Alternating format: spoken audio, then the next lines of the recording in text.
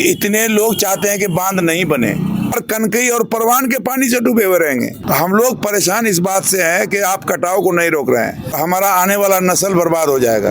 बातचीत करने के लिए पूर्व मंत्री हाजी अब्दुल सुभान साहब हैं, इनसे हम बातचीत करेंगे क्योंकि महानंदा बेसिन का जो प्रोजेक्ट है उसको लेकर के तमाम जो उस एरिया में जो घरें आ रही है उस पर नोटिस किया जा रहा है और रात दिन अब एक कर दिए हैं महानंदा बेसिन प्रोजेक्ट का जागरूकता के लिए। आखिर क्या वजह है? महानंदा बेसिन का ये फेज 2 है जी।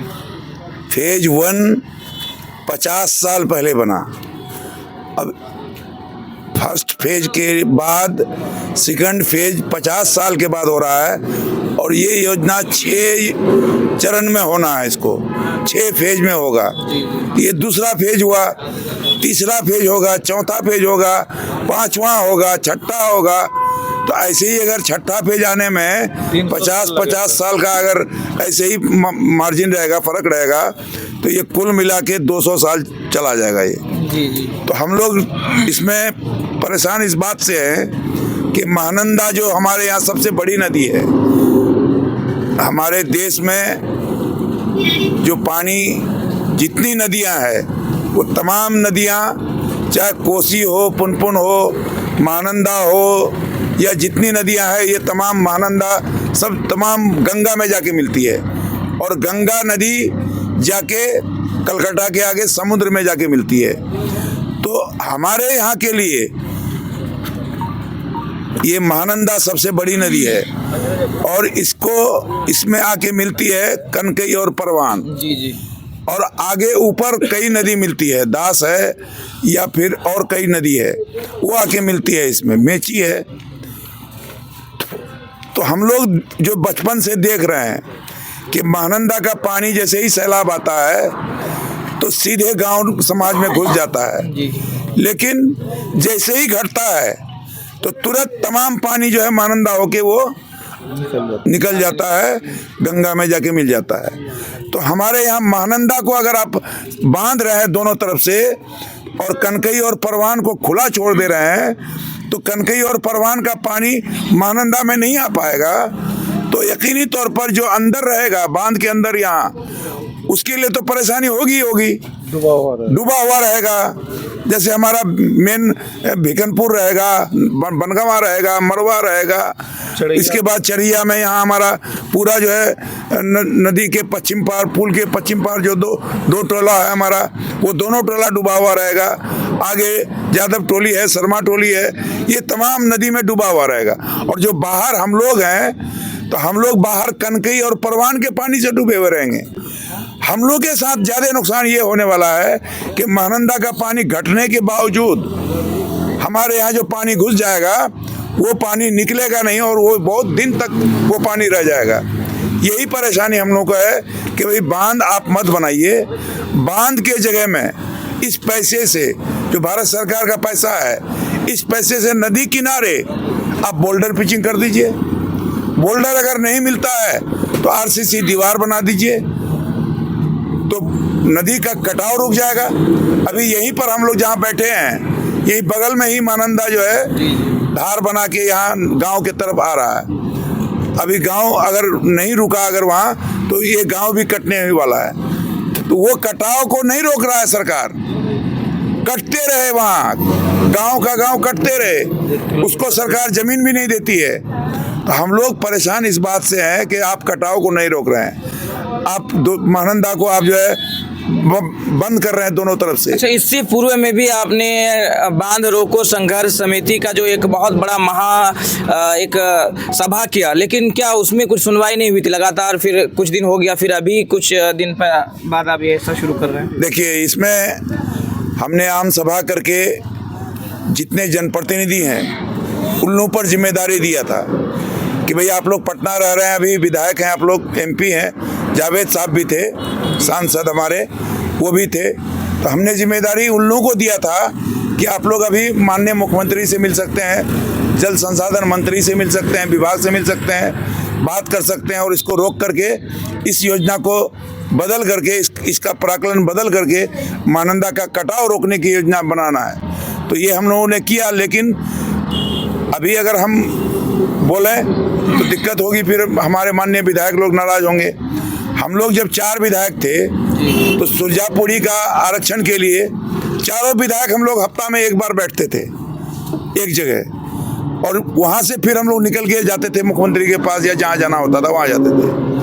अभी ये लोग जितने विधायक, 5 विधायक हमारा ये प्रभावित क्षेत्र का है, ये 5 विधायक मिल जाए, एक आध MP, 3 MP है हमारा, तीनों MP अगर चले जाए या 2 ही MP चले जाए माननीय मुख्यमंत्री के पास और उसको समझा सके तो ये योजना ड्रॉप हो सकता है, वहाँ से आसानी से हो सकता है। माननीय मुख्यमंत्री जी इसका संचालक है जी जी। ये इसका पैसा बिहार सरकार का नहीं है, ये भारत सरकार का पैसा है, लेकिन इसके निगरानी में काम होना है, बिहार सरकार के निगरानी में।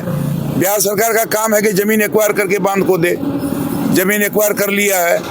हम लोग जितने भी नोटिस दिया गया, नोटिस वाले लोग वो लोग जाके अपना आपत्ति दिया है कि हम अपनी जमीन किसी भी कीमत में हम लोग जमीन नहीं देंगे, ये लिखित में दिया है वहाँ बोर्ड जनपद अधिकारी। काफी घरों में नोटिस भी आ गया है, वही घर वाले तमाम लोग जाके दिया है। अभी एक नवाबगंज में ही जो है एक घर बनाया है, हमको लगता है कि 2-4 करोड़ का होगा वो, और उसका घर टूटते हुए जाना है उसको बांध को। तो ये तमाम लोग आपत्ति दिया है। अब आपत्ति दिया है, यहाँ पर आपत्ति दिया है, ये ऊपर से हो रहा है, तो ऊपर ने हम लोग को लगना होगा। हम आम सभा करके फिर सभी जनप्रतिनिधि को बुला रहे हैं और उसको ये कहेंगे कि आप लोग चलिए, हम भी चलते हैं, और वहाँ जाके सबको एक जगह करके, एक जगह करने वाला आदमी वहाँ भी शायद नहीं है लोग। जैसे अख्तरुल ईमान भी परेशान है इस मामले को लेके, इजहार SP भी परेशान है, और महबूब साहब जब बहुत ज़्यादा पेश है इसमें, और कदवा के जनाब शकील साहब भी बहुत ज़्यादा पेश है। तो ये तमाम लोग एक जगह इकट्ठा नहीं हो पा रहा है, शायद कोई उसको एक जगह नहीं कर पा रहा है। सारे विधायक आम सभा में आ रहे हैं, 16 फरवरी के बारे में आप बोल रहे हैं शायद। हाँ, अभी तो जितना हमसे कांटेक्ट हुआ है तो वादा किया है कि हाँ आएंगे। बहुत लोगों से कांटेक्ट नहीं हुआ है, जो आज रात तक हम सबसे कांटेक्ट कर लेंगे। अच्छा, आप तो इस वक्त मौजूदा विधायक नहीं है, फिर भी रात दिन ये क्यों कर दी हैं? देखा जा रहा है कि कभी आप शाम में, इस वक्त शाम हो गया, अभी भी आप लोगों को मतलब इकट्ठा है, सबको जागरूक कर रहे हैं, क्या मतलब टेंशन सता रही है? अभी शाम ही है, रात भर हम खट जाएंगे। अभी नज़दीकी गांव में हम जाएंगे और सबको बुला के सबको हम दावत देंगे, अपील करेंगे कि सब कोई बाल बच्चे के साथ, औरत मर्द सब कोई आए वहाँ प्रोग्राम में। ये हमारी बेचैनी इसलिए है कि अगर हम नहीं आगे बढ़ रहे हैं तो फिर ये अगर बन गया अगर, तो हमारा आने वाला नस्ल बर्बाद हो जाएगा। ये बर्बादी का ये योजना है, ये योजना कोई फायदे का नहीं है, किसी के लिए फायदा नहीं है। क्या लग रहा है ये आपका आम सभा कामयाब हो पाएगा? सरकार आपकी बात मानेगी? देखिए, आम सभा है लोगों को जगाने के लिए, और नेता को एक तरह से अल्टीमेटम है कि इतने लोग चाहते हैं कि बांध नहीं बने, और आप लोग अगर नहीं रोक पाते हैं तो उन लोगों की बदनामी होगी। हम कह रहे हैं कि जो पावर में आज के डेट में है ये उसकी जिम्मेदारी है। इस बांध के खिलाफ में हम लोग हैं कितने लोग, यही दिखाना है वहाँ। और वो लोग देख के भी अगर वो लोग अगर मेहनत नहीं करेगा, वहाँ आगे बढ़ के अगर इसको रोकने के लिए कोई प्रयास नहीं करेगा, तो उन लोगों की काहली है। चलिए, बातचीत भी हमारी पूर्व मंत्री साहब से, हाजी अब्दुल सुभान साहब, जो कि रात दिन एक कर दिए हैं, बेचैन है इस महानंदा बेसिन को लेकर। ये प्रोजेक्ट का 2 जो लॉन्च हो रहा है, इसमें काफ़ी ज़्यादा दिक्कतें आएंगी, बहुत सारी घरें हैं जो क्षति होंगी, और काफ़ी बड़े बड़े बिल्डिंग्स हैं जो यूं ही ढा दिया जाएगा।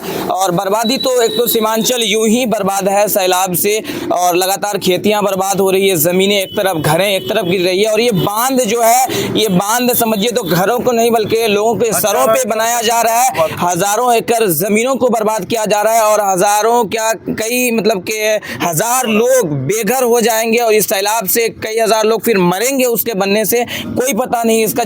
जिसको लेकर के पूर्व मंत्री हाजी अब्दुल सुभान साहब लगातार संघर्ष कर रहे हैं। 16 फरवरी को देखिए पूरा लोग भी यहाँ पे आए हुए हैं, इस वक्त शाम का वक्त है और तमाम लोग यहाँ पे मौजूद है। 16 फरवरी को एक आम सभा का आयोजन किया गया है, वो भी की चरैया फील्ड में, उसी जगह पे की जाएगी। और तमाम लोग जो है इलाके के आएंगे और बड़े बड़े एक से एक दिग्गज नेता को भी पूर्व मंत्री साहब ने आने के बारे में कहा और बताए भी हैं ये, और तमाम लोग भी पहुंचेंगे। और ये जो महानंदा बेसिन है इसके बारे में बेसिक से बात भी की जाएगी और सरकार तक तमाम मेमोरेंडम सौंपे जाएंगे कि ये यहाँ के लिए हानिकारक है।